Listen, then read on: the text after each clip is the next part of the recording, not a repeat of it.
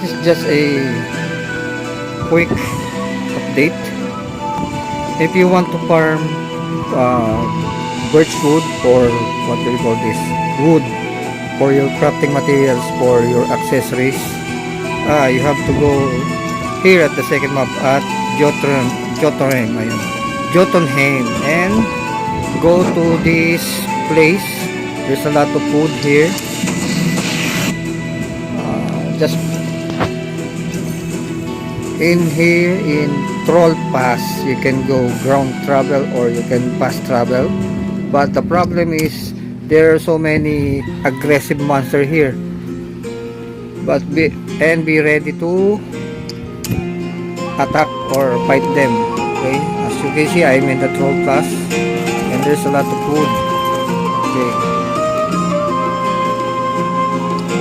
as you can see, there's I already obtained 2 wood here, and flaxweed. There's also flaxweed and rich in iron ore.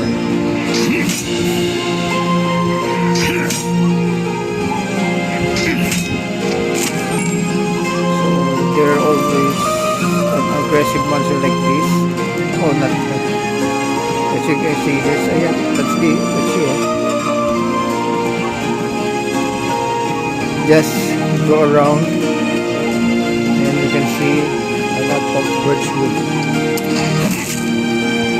just beside the portal area in which where you drop.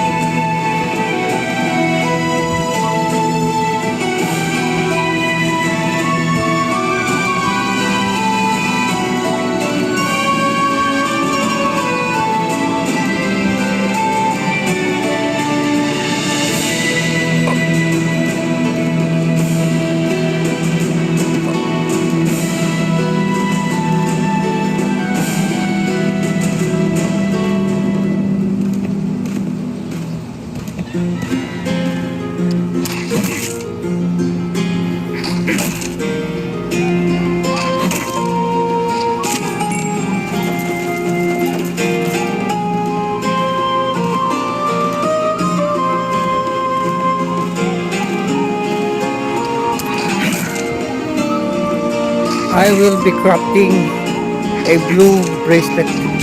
So the only materials is forbidding me to craft this is this agitate. So I already obtained the wood 42. So all I need is 40. So if you want farm wood, you have to go here in Troll Pass at your dreams map. As you can see, I already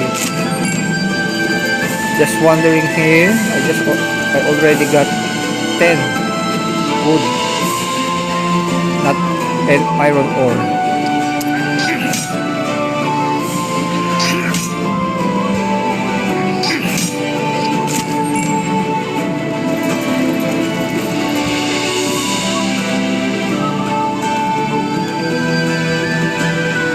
So if you like this video, do like, share, subscribe, and hit the notification bell so that you will never miss any of the video I am posting about Odin Valhalla Rising Global.